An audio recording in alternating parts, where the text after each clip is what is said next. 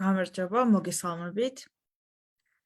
ეს გახლავთ პლატფორმა მშობლის კივრი. მე ვარ თამთა საამიშვილი, ფსიქოლოგი, წარმოადგენ ორგანიზაცია Mac Georgias. და სულ რამდენიმე წუთში დავიწყებთ ჩვენს მორიგ პირდაპირ ჩართვას. ვინც ადევნებს თვალს ამ პლატფორმას, იცის რომ გვიწევს ხოლმე პატარა ხანმოკლე შესავალის გაკეთება, სანამ ეს შეტყობინა მომსმენელამდე მივა, თუ კი ისე მოხდა, რომ პირველად აღმოჩნდით ამ პლატფორმაზე, გეტყვით, რომ როგორც სახელწოდებაც ალბათ მიგანიშნებთ, ეს პლატფორმა პირველ რიგში მშობლებისთვის არის განკუთვნილი, თუმცა ბავშვთან დაკავშირებულ ნებისმიერ პირს შეუძლია მიიღოს საინტერესო ინფორმაცია სხვა აქტუალურ თემაზე. როგორც სტატიების სახით, ასევე ესეთი პირდაპირი ჩართვების საშუალებით. როგორც ხედავ, ახლა ნელ-ნელა ჩვენი მსმენელები ვიერთდებიან, კიდევ ერთი წუთით დაველოდოთ და დღევანდელ თემასაც დავაანონსებ და გეტყვით დღეს რაზე ვსაუბრობ და ვინ არის ჩვენი სტუმარი.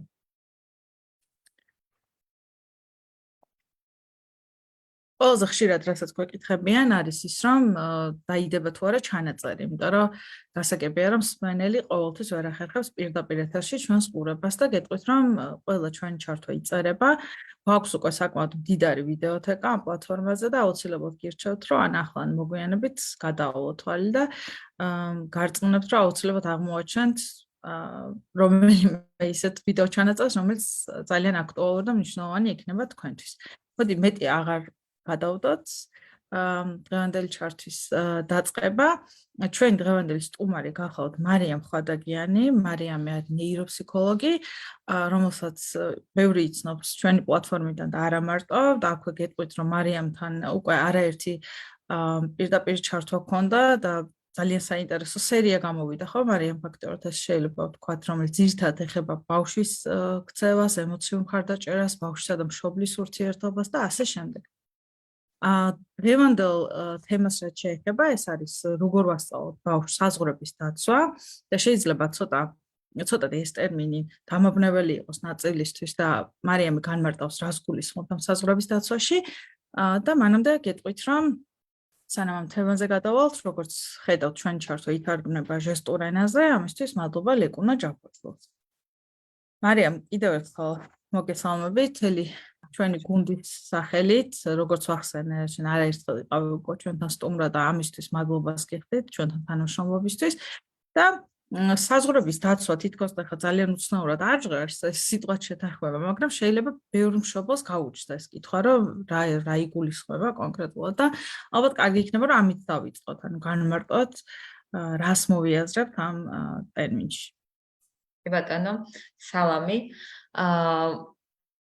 პრინციპში ეს საზღვრები რატომაც ამოვიდა, დავიწყოთ იმით, რომ ახალი წელი მოდის. და ახალი წელი ასოცირდება, რა თქმა უნდა, ყველაფერი პოზიტიურთან, მაგრამ ასევე ეს მებათაღელვა მოდის, რომ ბავშვებს მხიარულებასთან ერთად, თითქოს პირდაპირი ფრაზები აქვთ მშობლებს, რომ ზღვარი არ იციან, ანუ არ იცის უფროსის პატივისცემა, არ იცის უმცროსის პატივისცემა, არ იცის არა საერთოდ და ასე შემდეგ. ხო, იქნება ეს საჩუქრთან მიმართებაში, იქნება ეს ტკბილეულობასთან მიმართებაში, თუ სხვა ადამიანთან ურთიერთობასთან მიმართებაში. ხო, შესაბამისად, ეს ტერმინი სწორედ საზღვრების დაცვა აქედან გადაწყდა, ასე ვთქვათ, იმიტომ რომ მართლა ძალიან ხშირად არის, რომ ამ ბავშვს ზღვარი არა აქვს, ან არ იცის, ან არავისის პატივს არსებს და ასე შემდეგ.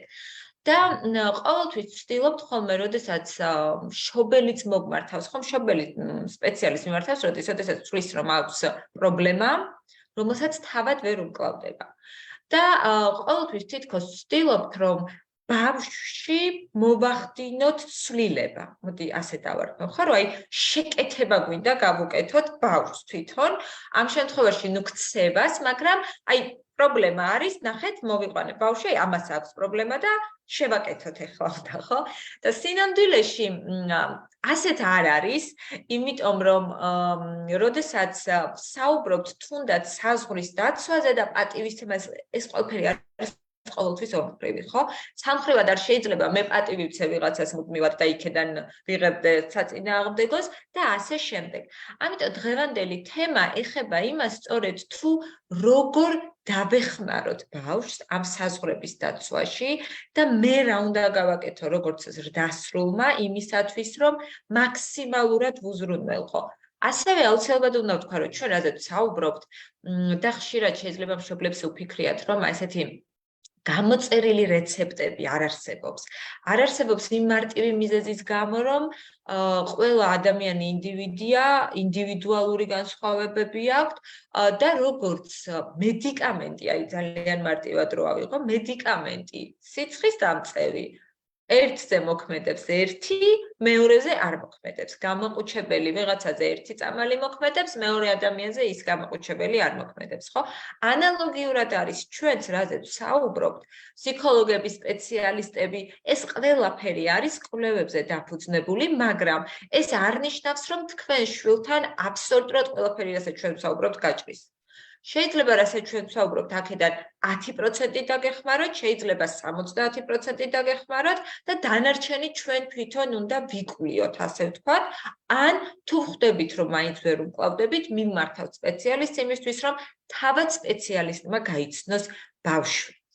რაც შეეხება რომ დავბრუნდე ახლა თემასთან, მოდით გავაზიარებ პრეზენტაციასაც იმისთვის, რომ იყოს, ასე ვთქვათ, უფრო თვალსაჩინო. განმარტოთ რა არის საზღვრები, ხო? საზღვარი არსებობს რამდენიმე ტიპის და ამაზეც ვისაუბრებთ, მაგრამ რას გულისხმობთ, როდესაც საუბრობთ, რომ აი ჩემი საზღვარი და სხვისის საზღვარი სადღაც უნდა დავიცვათ. ეს არის პრინციპში იმის პატივისცემა, რაც კონკრეტული ადამიანისთვის არის დამახასიათებელი, იქნება ეს ემოციები, იქნება ეს მისი სურვილები, იქნება მოთხოვნილებები, თუ ასე შემდეგ.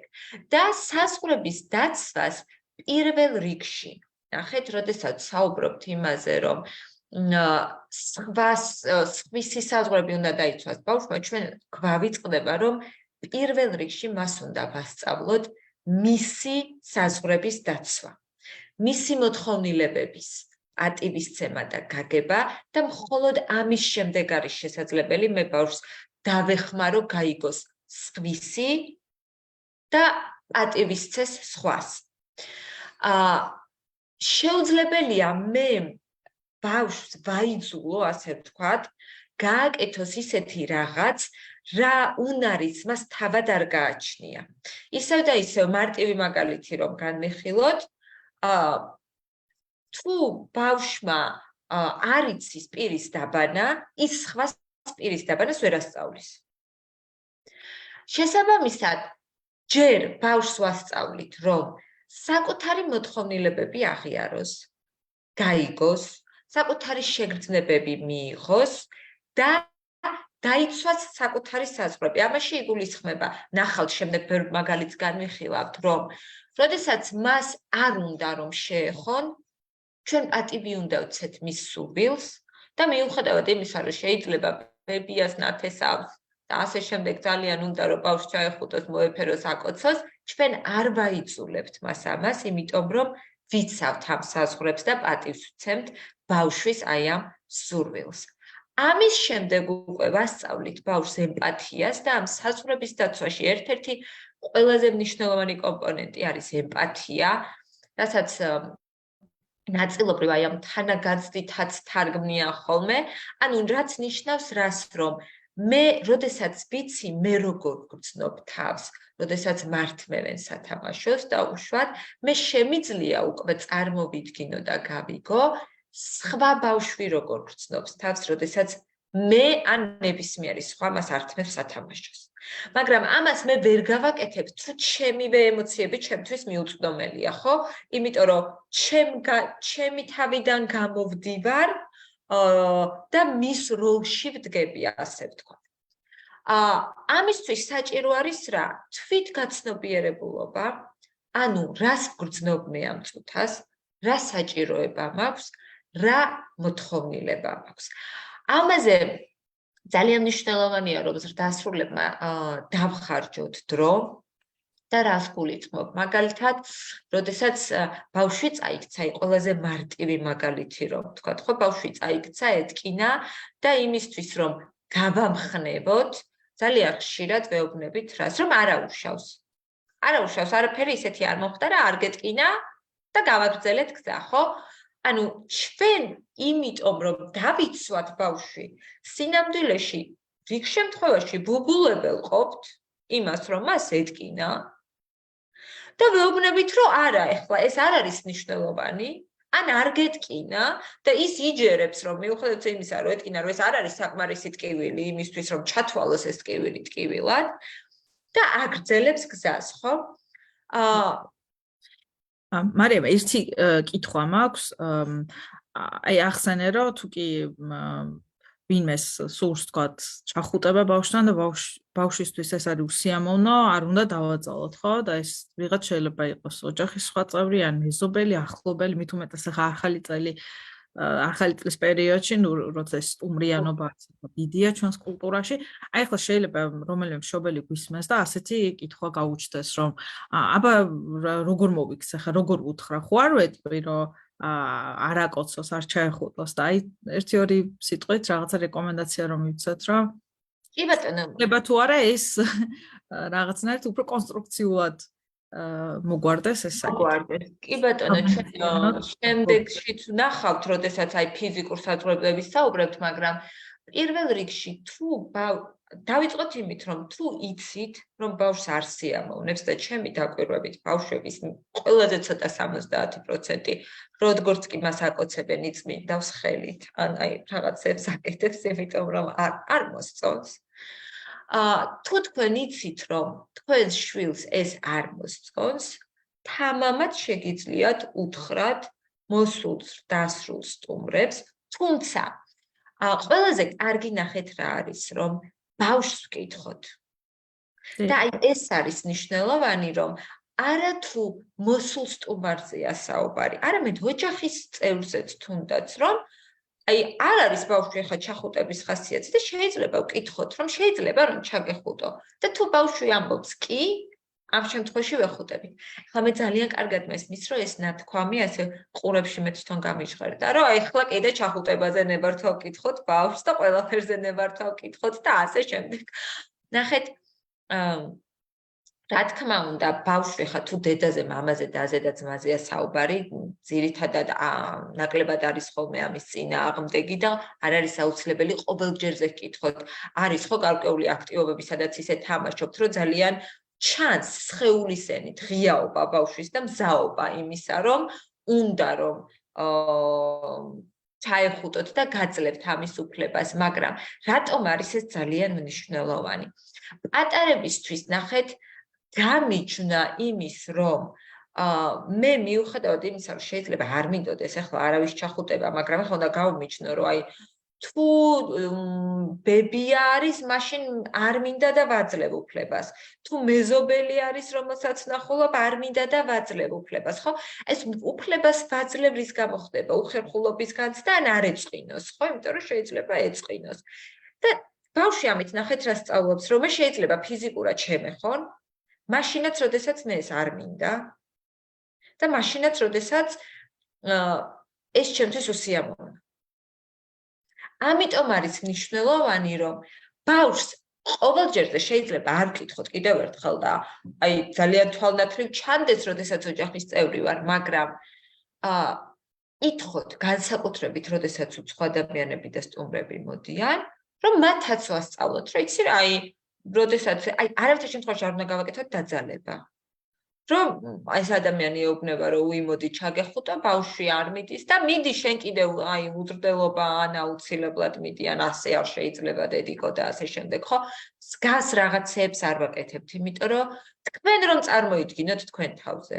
აი წარმოიდგინეთ თქვენ თავზე, რომ ვიღაცა უცხო ქალბატონს ან მამაკაცს, რომელიც თვალით არ გინახავთ, შეიძლება ასეც, ან შეიძლება გინახავთ, მაგრამ ნუ ესე შორიდან გამარჯობის თქმის სურვილი გაქვს და ვიღაცა გაიძულებთ, რომ მიდი ახლა და ჩაეხუტე. ანუ აქაც ნახეთ ჩვენ თავზე უნდა გადმოვიტანოთ რაღაცეები, ხო? იმიტომ რომ რა ვიცი, ძალიან ეჭვი მეპარება ვინმე სურვილი გაუჩნდეს.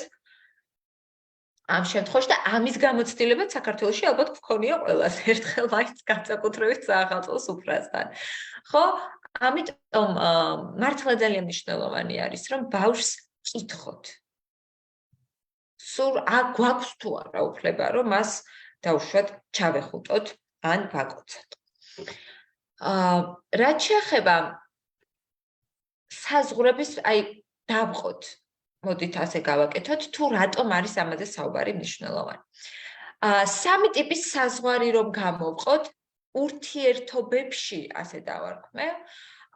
ერთი ეს არის ხისტის საზღვარი და ეს არის კვლევების საფუძველზე მივიდნენ, ხო, იმ დასკვნებამდე, რომ ზრდასრულ ადამიანებსაც აქვთ გარკვეული ტიპის საზღვრები. ერთ შემთხვევაში ეს საზღვარი არის ძალიან ხისტი, ანუ ჩაკეტილია ადამიანის საკუთარ სივრცეში უფრო მეტად, აქვს ურთიერთობის სირთულეები და აქვს აზრების და ემოციების გაზიარების სირთულეები. შეიძლება ნაწილად თქვენგან ამოიცნოს საკუთარი თავი ან სხვა ადამიანი, ხო? ეს ზრდასრულობაში ასეთ ადამიანებს როგორც წესი აქვთ ხოლმე შემდეგ რომანტიული ურთიერთობების სირთულეები, ასევე მეგობრების შეძენის სირთულეები და ასე შემდეგ. ესეც იწყება ბავშვობის ასაკიდან. ანუ ეს ხისტის ზღვარი შეიძლება ბავშვს ჰქონდეს ბავშვობაშიც და ამ შემთხვევაში უნდა დავეხმაროთ მას, რომ რაღაცნაირად ეს ზღვარი უფრო მოქნილი გავხადოთ. არის მეორე შემთხვევა, როდესაც თითქოს ზღვარი არ არსებობს, ღია და დაუცველია და ეს არის გამოხატული უარის თქმის შეუძლებლობით და ესეც ძალიან ხშირი არის ჩვენ საზოგადოებაში, როდესაც ადამიანს არ შეუძლია თქვას არა, იმიტომ რომ ზღვარს, მიაჩნია რომ სხვისი სურვილი უფრო მნიშვნელოვანია. ასევე თითქოს სხვისი ტრაგედია ხდება მისი ტრაგედია, სხვისი ისტორია ხდება მისი ისტორია, სხვისი ემოციები ხდება მისი ემოციები, იმიტომ რომ ეს ზღვარი მასსა და მეორე ადამიანს შორის ცოტათი წაშლილია. ეს შეიძლება იყოს ოჯახის წევრი ეს მეორე ადამიანი. და ძალიან მნიშვნელოვანი არის, რომ ამ შემთხვევაშიც ბავშვს დავასწავლოთ, რომ სხვისი ემოცია, სხვისი აზრები, არის სხვისი აზრები. აქ არის მაგალითად ძალიან დიდი საფრთხე იმისა, რომ საკუთარი აზრის დაცვა არ შეეძლოს. საკუთარი აზრის ჩამოყალიბება არ შეეძლოს. არ მუდმივად მერყეობდეს, რომ დავუშვათ თუ პატარა არის დედამ თქვა და დედას დაუჯერა, იმიტომ რომ ეს ამ ზღვარს ვერ იცავს და დედის აზრზე გადადის და შემდეგ როდესაც გაიზრდება თანამშრომლის აზრზე გადავა, ან უშუალო ხელმძღვანელიც, ხო, იმიტომ რომ დარწმუნებით ვერ იცავს თავის ამ საზღვარს ამ შემთხვევაში, აზრობრივ საზღვრებს. და არის მესამე ჯანსაღი საზღვარი, როდესაც ადამიანმა იცის და შეუძლია საკუთარი რესურსის დანახვა, შეუძლია საკუთარი შესაძლებლობების დანახვა და შეუძლია საკუთარი ლიმიტის დანახვა. არის თავის თავში თავდაჯერებული, თუმცა ასევე შეუძლია განსხვავებული აზრის მოსმენა, მიღება, დაფიქრება და საჭიროების შემთხვევაში იღებს ახალ გადაწყვეტილებას და ახალ აზრს აყალიბებს. სამი ტიპის საზღვარს გამოვყოფ ამ წუთას, ეს არის ფიზიკური, რაზეც უკვე პრინციპში ვისაუბრეთ, როდესაც მაგალითი არის, ყველაზე ნათელი, რომ ფიზიკურ კონტაქტზე ბავშვი უარს ამბობს, ეს არის კიდევ ძალიან მნიშვნელოვანი და სამწუხაროდ დღეს ვისმენთ ხოლმე ბავშვების მიმართ სექსუალურ ძალადობას, ხო?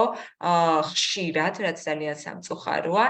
და იმისთვის, რომ ბავშვმა ზუსტად იცოდეს, რა შეიძლება სხვისთვის და რა არ შეიძლება, ფიზიკურ კონტაქტზე უარის თქმა და ის, რომ საზღვარი დავიცოთ, ჩემი სხეულთან შეხება არ შეიძლება არავისთვის და უშუალოდ გარდა ბავშვის ასაკს გააჩნია, რა თქმა უნდა და როგორ ვუხდით, გარდა დედის, მამის, რა დროს, რა ადგილას და ასე შემდეგ, ამისთვის ძალიან მნიშვნელოვანია, რომ ბავშვს ჰქონდეს უკვე ჩვევაში ის, რომ ვიღაცა რომ ხელს მოკიდებს, უთხრას, რომ არა, ხელი გამიშვი და არ იყოს გაურკვევლობაში, რომ ეხლა ასე ვთქვათ, ხმა უნდა ამოვიღო თუ არ უნდა ამოვიღო. ეს არის ძალიან მნიშვნელოვანი, სწორედ ამისთვის. მეორე ტიპი ეს არის მენტალური საზღვარი, რაზეც ასევე ვისაუბრე ნაწილობრივ, რომ დამოუკიდებელი მოსაზრებები ბავშვის და არ უნდა გქონდეს, რომ არა ასე კი არა, ასე უნდა იფიქროს. თვითრწმენა, რომ მას გააჩნია საკუთარი პოზიცია და ამ პოზიციაში კონკრეტულად ან როდესაც გადაწყვეტილება მიიღო, არ უშვებს სხვას, თუმცა ისევ და ისევ აქ არ გულისხმობ მხოლოდ სხვა ანუ აქ გულისხმობ იმას, რომ რაღაცნაირი ბალანსი უნდა დავიცვათ რა, რომ მუდმივად ესე ჯიუტ პოზიციაში სხვა აზრს არ ვიღებ, ამაზე არ არის საუბარი. უბრალოდ თავდაჯერებული ვიყო და საკუთარ თავში დარწმუნებული ვიყო, რომ მე ჩემი მოსაზრება გამაჩნია, მაგრამ ისევ ასევე შემიძლია სხვისი მოსაზრების მოსმენა, რაც არ ნიშნავს, რომ ავტომატურად იმაზე უნდა გადავიდე. და მესამე ეს არის ემოციური საზღვრები, როდესაც შეუძლია საკუთარი საჭიროებების, სურვილების და გრძნობების გამიჯნა სხვა ადამიანების გრძნობებისგან და ემოციებისგან. ჩვენ ახლა რომ დავფიქრდით, დასრულ ასაკშიც მართლა ძალიან ბევრი ადამიანი მახსენდება, ვისაც ოჯახის წევრი, დედა, მამა და ძმას მათი პრობლემა ხდება ამ ადამიანის პრობლემა. რა თქმა უნდა, ოჯახის წევრის პრობლემას ახლოს ვიღებთ, მაგრამ თითქოს მათი ცხოვრებით ცხოვრობენ და არა საკუთარი ცხოვრებით, ხო? ამისთვის რომ მსგავსი არ მოხდეს, ბავშვს უნდა ვასწავლოთ თანაგანც და აუცილებლად ხარში დგომა, მაგრამ მას ასევე უნდა ვასწავლოთ საზღვრების დაცვა, იმიტომ რომ ბავშვებში ასევე ხშირია მანიპულაცია, ამ ემოციებით, ასე ვთქვათ, რომ მე თუ ცუდად ვარ, შენც ცუდად უნდა იყო და მე თუ კარგად ვარ, შენც კარგად უნდა იყო, რაც რა თქმა უნდა, ასე არ არის. ემპათია, ამ შემთხვევაში, რაზეც ვსაუბრობთ ახლა საზღვრების დაცვაში, ერთ-ერთ გადამწყვეტ როლს თამაშობს, ხო? როგორ ხდება ემპათიის მხარდაჭერა? ეს არის განსხვავებულ სხვადასხვა ასაკში აბსოლუტურად განსხვავებულად ვაწვდით ბავშვს, თუ რა არის ემპათია, რა თქმა უნდა, 3 წლის ბავშვს არ მკითხავთ თეორიულად, რომ ემპათია ეს არის თანაგანცდაში ყოფნა სხვასთან, არამედ ვასწავლით პირველ რიგში საკუთარი ემოციების მიღებას, რომ შენ გონი გეწყინა, შენ გული დაგწყდა, ან საკუთარ თავზე ეუბნებით, რომ მე ძალიან გული დამწყდა, რომ დღეს ვერ წავედით თეატრში, შენ რას გრძნობ? და ბავშვი ამბობს, მარტივად, თავიდან შეიძლება იყოს მეტკინა, მეწყინა, შეიძლება სხეულებრივად კითხოთ და საოცრად ხსნიან ხოლმე, რომ სად გრძნობ და შეიძლება გითხრათ, რომ მუცელში ცეცხლი მაქვს ახლა მე. ან თავზე თითქოს ცივი წყალი დამასხეს და შემდეგ ამას ვეძახით სახელს, რომ რა შემთხვევაში შემეშინდა, შიშის დროს რას გრძნობ, გულის დაწყვეტის დროს რას გრძნობ და როდესაც ბავშვმა ეს უკვე იცის, მერე უკვე ვთავაზობთ სხვისი ემოციების გაგებას. მაგალითად, რომ ნახე, თამთა გული დაწყდა, გონი, მოწყენილი სახე აქვს.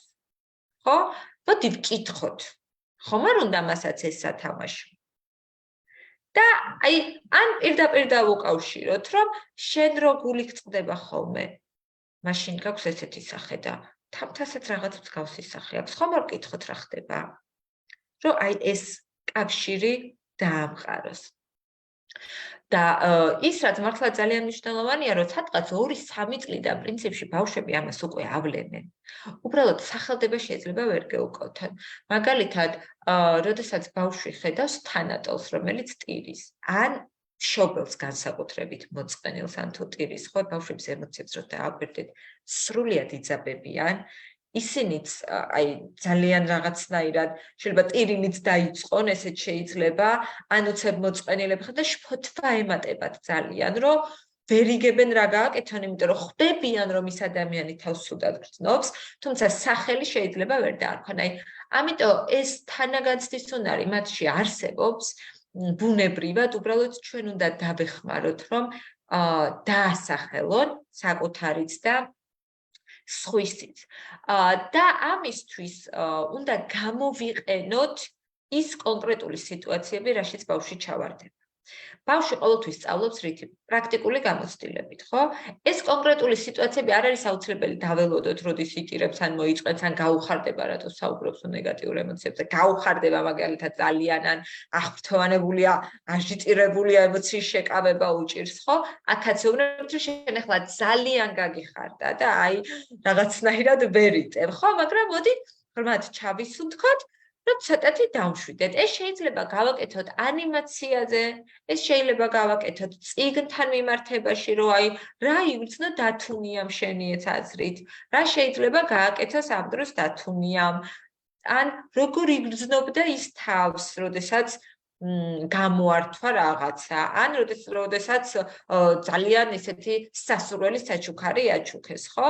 ან რატომ დახტის სიხარულისგან დახტის დაუშვათ ხო და შენ რასაკეთებ დაკვირვები ხარ შენ დროს როდესაც რაღაცა ძალიან გიხარია ამ დროს აი მსგავსი ტიპის აქტივობებით შეიძლება ბავშვს დავეხმაროთ კითხვები რომელიც შეიძლება დავუსვათ იმისთვის რომ აი ეს საკუთარი თავის გამოხატვა ისწავლოს ეს არის როგორ გრძნობ თავს და რა იგრძენი ამ დროს და არ შეგეშინდეთ რომ თავიდან შეიძლება ვერ გიპასუხოთ და ამ ხრივ შეიძლება თქვენ დაეხმაროთ თავიდან რომ ანუ მე ვფიქრობ რომ შენ გეწყინა ან აი მე ამ დროს მწყინს შენ რას გრძნობ შეგიძლიათ პირიქით როდესაც ძალიან მოწყენილია და შეიძლება უცებ ვერ ხედავთ მიზეს კითხოთ რომ რატომ შენი აზრით ოღონდ ეს არ არის რიტორიკული რატომ ეს არის მართლაც რომ შენი აზრით რატომ ხარ ახლა ასე რაზე მოიწყინე რატომ მოიწყინე და ასე შემდეგ და თუ ქცევის ცვლილება გვინდა შეგვიძლია პირდაპირ ვკითხოთ რომ აი სხვა დროს რა შეიძლება გააკეთო მაგალითად ისევ სათამაშოს რომ დაუბრუნდეთ რომ თუ არ ვიცი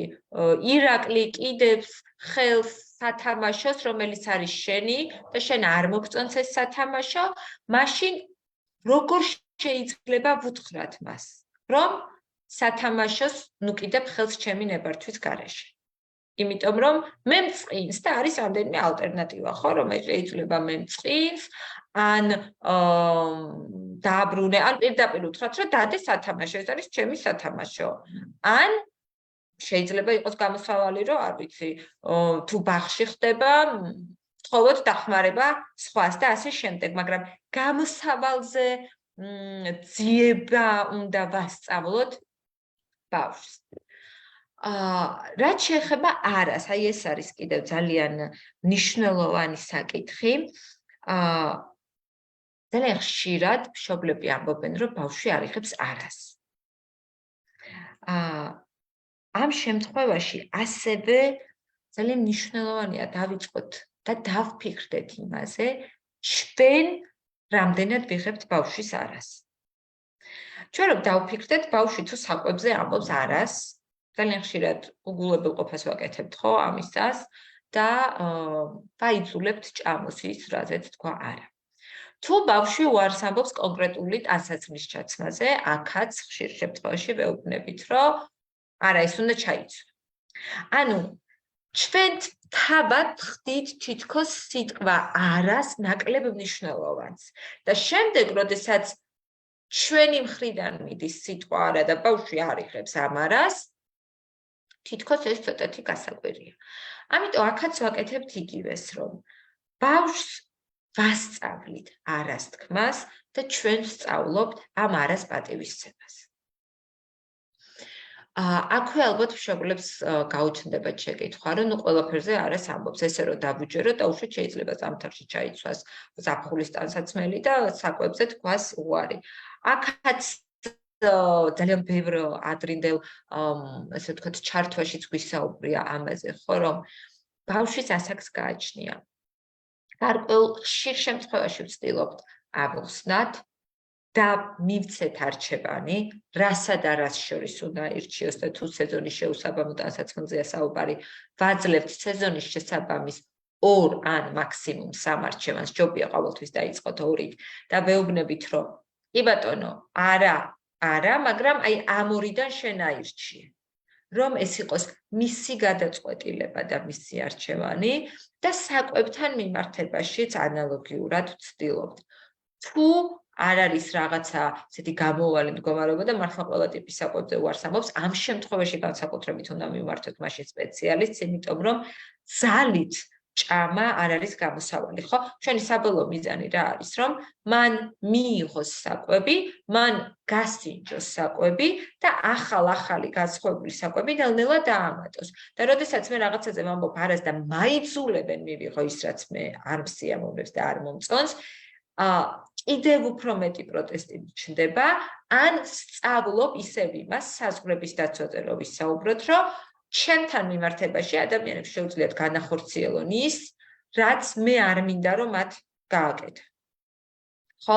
ამ შემთხვევაში თითქოს ისეთი ჩანს, რომ აი ძალიან მსურველობით ვაკეთებთ რა თქმა უნდა, მაგრამ ცოტათი მაინც იძულება არის იმისი, რომ გააკეთოთ ის, რაც თქვენ არ გინდათ. მე თქვენ ახლა რომ გითხრათ, რომ აუცილებლად გინდათ თუ არა ბაყაყი უნდა შეჭამოთ, არიან ადამიანები, ვინც აუცილებლად მეტყვიან არას. და რომ წარმოიდგინოთ, რომ მე მოვდივარ კოვზით და გეუბნებით, რომ არა, ეს არის ძალიან გემრიელი, შენთვის ძალიან სასარგებლო და ამიტომ ხა პირი გამიღე, რომ აუცილებლად ბაყაყი უნდა გაჭამო. ასევე წარმოუდგენელი და ძალიან უსიამოვნოა. ანალოგიური არის ბავშვებისთვის. მას შემდეგ, რაც ბავშვს ვასწავლით, რომ მას აქვს უფლება თქვას არა და ჩვენ სწავლობთ მისი არას მიღებას, შემდეგ უკვე იწყება პირიქით. მე ვსწავლობ ბავშვისთვის არას თქმას და ბავშვს ვასწავლი ამ არას მიღებას. და მაშინ, როდესაც ბავშვს უკვე თავად ეცოდინება, რას ნიშნავს მისთვის არა, რომ ის როდესაც არას ამბობს, მის არას პატივს ცემენ, შემდეგ უკვე მისთვის უფრო მარტივია სხვის არას სცეს პატივი, გაითვალისწინოს და აი ამ თანაგანცდაში შევიდეს სხვა ადამიანთან. აქვე არას მიღმა რა დგას, როდესაც ჩვენ ბავშვს ვეუბნებით, ხო, ამაზეც პრინციპში ზოგჯერ ვისაუბრია, ბავშვებისთვის ეს ემოციური რეგულაცია არ არის მომწიფებული, ხო? მისთვის არა არის იმედგაცრუება და ფრუსტრაცია. არას იღებს რაზე? სათამაშოზე, რომელიც მას უნდა, არას იღებს ტკბილეულზე, რომელიც მას უნდა, ეზოში წასვლაზე. ანუ როგორც წესი, არას ბავშვი იღებს დაუშვათ ისეთ აქტივობებზე, რაც მისთვის არის სასურველი, რადგან ითხოვს, ხო? ამ შემთხვევაში ეს იმედგაცრუება და ფრუსტრაცია იწვევს იმას, რომ ზღვარი არ აქვს, ჩვენ მეძახით, არის უზრდელი, არ მომყვება, წვება, ითხოვს თავისას და ასე შემდეგ. რა არის საჭირო იმისთვის, რომ გაუმკლავდეს ბავშვი ამ თავის იმედგაცრუებას და ფრუსტრაციას. პირველ რიგში ეს არის უსაფრთხო მიჯაჭვულობის ფორმირება. ეს რას ნიშნავს, რომ ბავშვს უნდა ჰქონდეს უსაფრთხოების განცდა, შობლისგან იმ წუთასაც, როდესაც მას ეუბნებიან არას, ძალიან მნიშვნელოვანი არის ეს მოლოდინებით წინასწარ შევუქმნათ და თქვენ შეგიძლიათ მოიწიოთ ვიდეოები, სადაც ამაზე უფრო წვრილად ვსაუბრობთ, რომ თუ მე ვიცი, რომ მაღაზიაში ძალიან ბევრი სათამაშო იქნება, რომელიც მას მოეწონება, წინასწარ ვამზადებ, რომ ჩვენ შევალთ მაღაზიაში და აუცილებლად ერთი რაღაცა მოგვაქვს და ასაკს გააჩნია, შეიძლება თუ ცოტა დიდი არის, ხუთლარიანი მივცეთ პირდაპირ ხელში და ვუთხრათ, რომ აი 5 ლარის ფარგლებში რაც მოვა, მხოლოდ ის მოგვაქვს და ძალიან მნიშვნელოვანი არის სტაბილურობა. რომ ჩვენ ბავშვთან მიმართებაში ვიყოთ სტაბილური, ანუ რას ნიშნავს, რომ აი ხან გავუბრაზდი, ხან იგნორირება გავუკეთე, ხან შევაქე, ხან ხელში ავიყარე ძალით წამოვიყვანე, ანუ ეს ან დავტოვე სადღაც, ხო? აი ეს არ არის, ბევრი მშობლისგან მომისმენია სხვათა შორის, რომ აი დაემალა მაგალითად იმისთვის, რომ გაერკვია მოძებნი და თუ არა. აი ამ დროს შეიძლება ბავშვი ისე დაიწყდეს და ისე შეეშინდეს და ისეთი უსაფრთხოების განცდა დაერღვეს, რომ უცებ მშობელი, რომელიც გვერდით მომყვება, უსაფრთხოდ ვარ და მოვტრიალდი და აღარ არის, ხო, რომ მსგავს ექსპერიმენტებს ნუ გავაკეთებთ, იმიტომ რომ ეს ბავშვმა არ იცის, რომ თქვენ ხუმრობთ და მას ისედაც აქვს მუდმივი განცდა, რომ შეიძლება დაიკარგოს და აი ეს არის კიდევ დამატებითი შიში, რომ ანუ შეიძლება მართლა აი რეალურად ახდა ის, რომ დავიკარგე. და ეს მერე ტრავმატიზაცია და შეიძლება დარჩეს ძალიან დიდხანს ან ცნობიერში, ან არაცნობიერ. ყურადღების გადანაწილება არის ძალიან მნიშვნელოვანი და ყველას თვითშეფასების წახალისება. ყველაში ნახეთ რას გულისხმობ, არა მარტო ბავშვის. არამედ აი ზოგადად იქნება ეს თუ აღმზრდელზეა საუბარი ბაღში, თუ მშობელზე საუბრობთ სახლში, რომ სხვადასხვა ადამიანებს სხვადასხვა დროს მივცეთ პოზიტიური უკავშირი. რომ აი ეს რა კარგად გამოვიდა. რა კარგად გამოვიდაში არ იგულისხმება მხოლოდ აწყობა რაღაცის. მაგალითად, აი როგორი მოთმინებით ელოდებოდა, როდის მომზადდებოდა სუპი, მაგალითად, როდესაც ძალიან შიოდა, ხო, რომ აი როგორი მოთმინების უნარი აქვს დაუშვათ. მეორე შეიძლება შეაქოთ, რომ ღმერთო ჩემო, რა კარგად დაიბანა ხელპირი დამოუკიდებლად ძილის წინ და ზრდასრულსაც უთხრათ. ანუ აი ეს განწყობა, რომ ყველას აქვს რაღაცა ისეთი პოზიტიური, რაც ნიშნულოვანი არის და რასაც ჩვენ ყველანი ერთმანეთში ვხედავთ. ასევე ძალიან კარგი არის, რომ ბავშვს ვასწავლოთ ყურადღების ცენტრში ყოფნა და ამასთან გამკლავება, რომ ის შეიძლება იყოს ყურადღების ცენტრში და მიიღოს ბევრი პოზიტიური უკავშირი, და ასევე რაც ძალიან მნიშვნელოვანი არის, რომ ჩვენ ბავშვებს უნდა ვასწავლოთ, რომ ზოგჯერ ისინი ვერ იქნებიან ყურადღების ცენტრში და აი ეს თავიანთი ეგრეთ წოდებული არ ვიცი ეს სივრცე ამ ყურადღების სხვასაც შეიძლება გაუზიარო. იმიტომ რომ ეს მათ სჭირდებათ, როდესაც გაიზრდებიან საზოგადოებაში, ხო, სამსახურში, ბაღში, სკოლაში, რომ ის აღარ არის. ოჯახში ბავშვი ყოველთვის არის ყველაზე განსაკუთრებული, ყველაზე ლამაზი, ყველაზე ჭკვიანი და ასე შემდეგ და როდესაც ის მიდის უკვე სხვაგან, აი იქ მზად იყოს, რომ სხვაც არის განსაკუთრებული, სხვაც არის ჭკვიანი და ასე შემდეგ.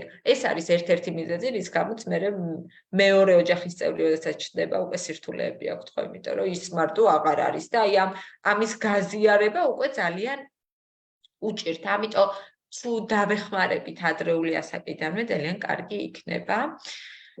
ძალიან მნიშვნელოვანი არის დავეხმაროთ ცნობების კონსტრუქციულად გამოყენება, გამოხატვაში და არა დაუშვათ რაღაცების სროლაში, ან ხმამაღლა ყვირილი ემოციის გამოხატვაზე რომ ვსაუბრობთ, ეს არ ნიშნავს, რომ უფლებას ვაძლევთ, რომ უფლება უნდა მივცეთ და ყველა ადამიანს აქვს უფლება, ჰქონდეს მძაფრი ემოციები, გაბრაზდეს, ჰქონდეს დაყრდნობის სურვილი, შეიძლება დარტყმის სურვილიც გაუჩნდეს. ყველა ადამიანს აქვს ეს. ამიტომ სურვილს არ ვუკლავთ, უბრალოდ ვეხმარებით, როგორ შეიძლება კონსტრუქციულად მე ეს გამოვხატო. როგორ შეიძლება ვთქვა, შეიძლება და ხელოვნებას ვიყენებთ ხშირად ამისთვის, ხო, დავხატო, ფერებით გამოვხატო, მუსიკით გამოვხატო, მაგრამ ძალიან მნიშვნელოვანი არის, რომ სახელდება გავუკეთო, რომ მე ვარ ძალიან გაბრაზებული. ხოთაშორის ჩვენ ძალიან ცოტა სიტყვას ვიყენებთ ხოლმე ზოგადად, ხო, იმიტომ რომ არის ძალიან ბევრი ემოცია, ვარ განრისხებული, ვარ ეხლა გამახსენე დაღიზიანებული, აღშფოთებული არის ძალიან ისე ხშირად რაც ტრიალებს ხოლმე, ხო? ანუ ძალიან ბევრი სახელდება არის ემოციის და ნახეთ რატომ ეხმარება რომ სახელდება რომ ვიცი ამ ემოციებს მიჯნავ მართლა ერთმანეთისგან დაღიზიანებული სულ სხვა ემოცია არის და განრისხებული სულ სხვა არის და მე თუ ამათი სახელდება არ ვიცი ვერც მიჯნავ მაშინ და შეკითხვაზე როგორ ვცნობ თავს პასუხი მაქვს არ ვიცი რაღაცას ვგრძნობ ან ვეძახი რომ ვარ გაბრაზებული მაშინ როდესაც გაბრაზებული კი არა ვარ მოწყენილი ვარ ან ვამბობ რომ მეწყინა და ნაწყენი ვარ მაშინ როდესაც ძალიან გაბრაზებული ვარ მაგრამ ბრაზი არ შეიძლებაო მითხრეს გაბრაზება და ამიტომ ეხა ამას ფუთავ მე თვითონ ისე რომ ანუ განაწყენებული ვარ ხო და ასე შემდეგ ამიტომ აი ესე კონსტრუქციულად და ჯანმრთელად გრძნობების და ემოციების გამოხატვა არის ძალიან მნიშვნელოვანი ასევე ძალიან მნიშვნელოვანი არის უნდა იყოთ მართლაც მხარ დამჭერი ბავშვის და მას ეს განცდა უნდა ჰქონდეს, რომ მშობელი არის მისი ნავსაყუდელი. იმედგაცრუების დროს, ფრუსტრაციის დროს, ბედნიერების დროს, გახარების დროს და ასე შემდეგ და მას შეუძლია ნებისმიერი ტიპის ემოცია გამოხატოს და აი ამ ქვევით ვიტყვი, რომ თუ ბავშვი ამბობს, რომ არა, მე ეს არ მინდა, მას უნდა ჰქონდეს განცდა, რომ როგორც მინიმუმი მშობელი მას მოусმენს, დაინტერესდება, რატომ არ უნდა და ეცდება გაითვალისწინოს მისი მდგომარეობა და არა ის, რომ რა აზრი აქვს, არა რომ ვთქვა, მაინც არავის არ აინტერესებს ჩემი არა, ხო, რასაც საკმაოდ ხშირად მოისმენთ ხოლმე, მაგალითად განსაკუთრებით მოზარდებისგან. და ის, რაც ასევე ძალიან მნიშვნელოვანია, ვფიქრობ, ეს არის ასწავლეთ იმედგაცრუების დეპერსონალიზება. ეს რას ნიშნავს?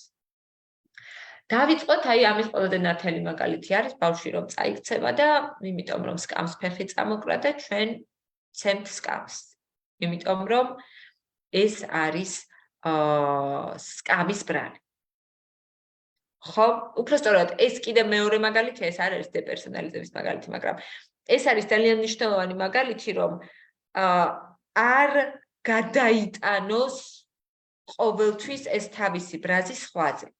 მეორე რაც არის, ნახეთ, დეპერსონალიზებაში რაც გულისხმობთ, რომ რაც ასევე ხშირად ემართებათ, რომ ვერ გაიმარჯვა მაგალითად გუნდურ შეჯიბრებაში და ეს არ მოხდა, იმიტომ კი არა, რომ საჯმა ის დასაჯა, ან ვერ დაინახა, ან მის წინააღმდეგ ამხედრებული იყო ვიღაცა, არამედ ზოგჯერ ხდება, რომ შენგან დამოუკიდებლად და არა შენზე ორიენტირებულად შეიძლება რაღაცები მოხდეს ცხოვრებაში, მაგალითად, სხვამ გაიმარჯვოს, სხვა დააწინაურონ და ასე შემდეგ.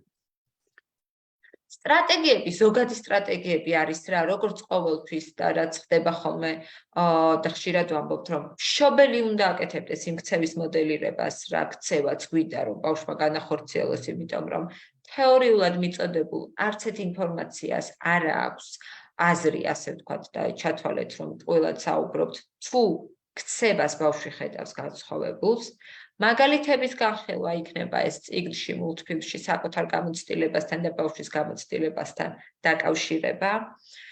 ემპათიისთვის და საზღვრების დაცვისთვის ძალიან მნიშვნელოვანი არის განსხვავებულის მიღება და პატივისცემა და ძალიან კარგი არის თუ ბავშვები ახერხებენ თუნდაც განსხვავებულ ბავშვებთან ურთიერთობას, იქნება ეს ნებისმიერი ტიპის განსხვავება, ხო, ეს შეიძლება იყოს სხვა სოციალური ჯგუფიდან, სხვა კანის ფერით, სხვა არ ვიცი, გარეგნობით და ასე შემდეგ, ან სპეციალური საჭიროების მქონე ბავშვებთან, სადაც სწავლობენ აი ამ განსხვავებულის მიღებას და პატივისცემას. და ძალიან მნიშვნელოვანი რაც არის, რომ უნდა აღვიქვათ თავად ბავშვის საზღვრები ძალიან სერიოზულად და არ გავუკეთოთ უგულებელყოფა. პრინციპში, აი ეს არის ბოლოს სლაიდი, სადაც არის შეჯამებული ის, რაზეც ვისაუბრეთ.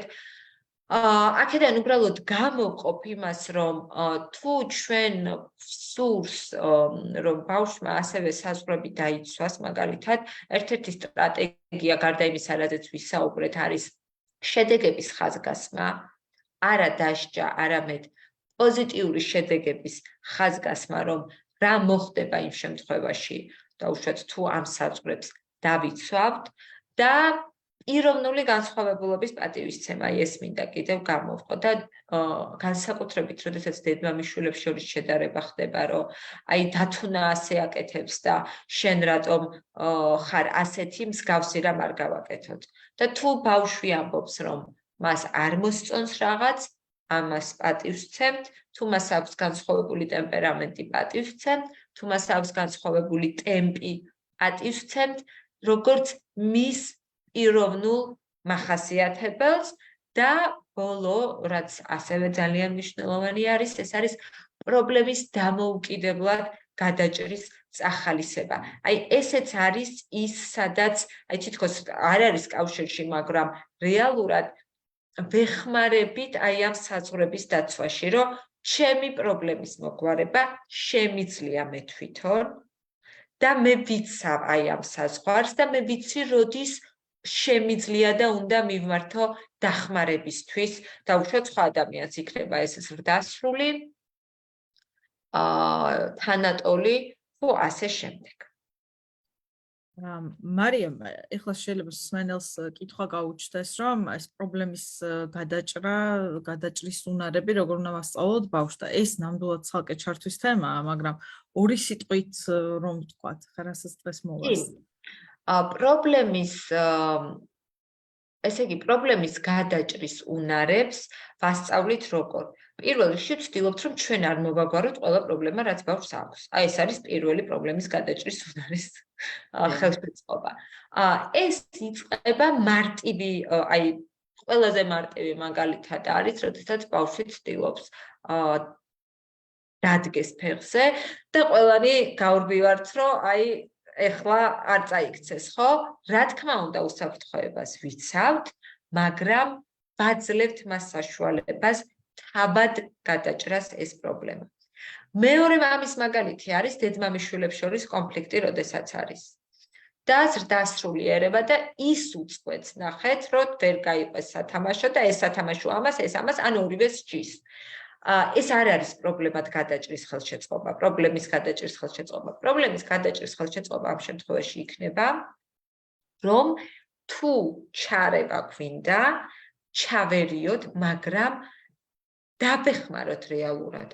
ერთმანეთთან აწარმოონ დიალოგი და თავად მივიდნენ იმ გადაწყვეტილებამდე, თუ ვის რომელი სათამაშო ექნება და შეიძლება გავაკეთოთ კითხვების დასმით მაგალითად, რომ ანუ შენ რას გრძნობ,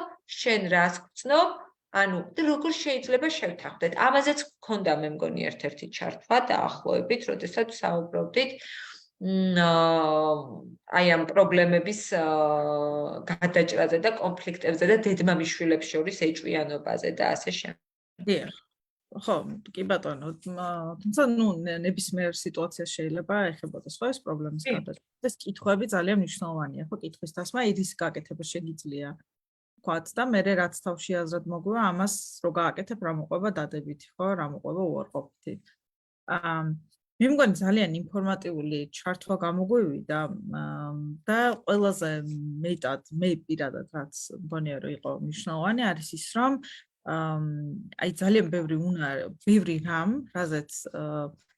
რასაც ზოგჯერ გულისხმობთ ხოლმე რომ რაღაცნაირად თავისით უნდა განვითარდეს, აი შენ ძალიან კარგად ახსენი და განმარტე რომ რეალურად არის უნარი და მოითხოვს გავარჯიშებას, ხო? იგივე ემპათია, ემოციების რეგულაცია, აი თუნდაც ეს პრობლემის გადაჭრა, ეს არ არის რაც თავისთავად ხდება ბავშვის განვითარებასთან ერთად, ან თანდაყოლილია და უბრალოდ ავტომატური მოცემულობაა, არამედ უნარია რეალურად, რომელზეც მშობელმა შეიძლება იუმშაოს, ხო, სხვადასხვა სიტუაციაში. ეს საზღვრების ცნება მე მგონი რომ მშობლების ბევრ ნაწილს ალბათ უფიქრია, თუმცა შეიძლება არა მაინც ამ ტერმინით და ძალიან საინტერესოა მათი გამოხმაურება, ხო? ანუ დღეს შეკითხვები არ ქონდა პირდაპირ ჩართვის დროს, მაგრამ ვიცი რომ ძალიან ბევრი მსმენელი მოგვიანებით უყურებს ჩანაწერს და მე პირადად დარწმუნებული ვარ, რომ შენს სიამოვნებით წავიკითხავ მათ გამოცდილებას იმ საკითხებთან მიმართებაში, რომელზეც შენ ისაუბრე.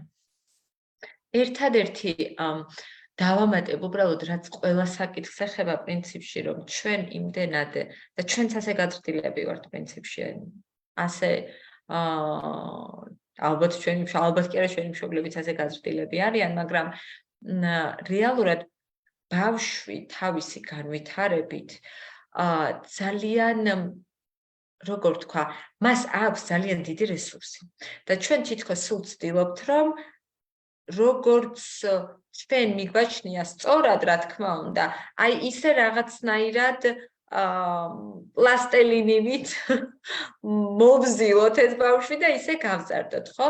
და თუ ცოტა ხანი გავჩერდებით და დაბელოდებით, რომ დავინახოთ მასში არსებული რესურსი, ჩვენ მართლა იმდენ რამეს აღმოვაჩენთ და დავინახავთ და იმის განვითარებას უნდა შევუწყოთ ხელი. აი, როდესაც ხელშეწყობაზე ვსაუბრობთ, ეს არ ნიშნავს, რომ მე რაც მინდა, აი როგორც ვიცით ხოლმე, რომ მე არ მატარეს ცეკვაზე და ამიტომ ხა ბავშვი უნდა ვატარო, იმიტომ რომ მე მინდოდა ძალიან.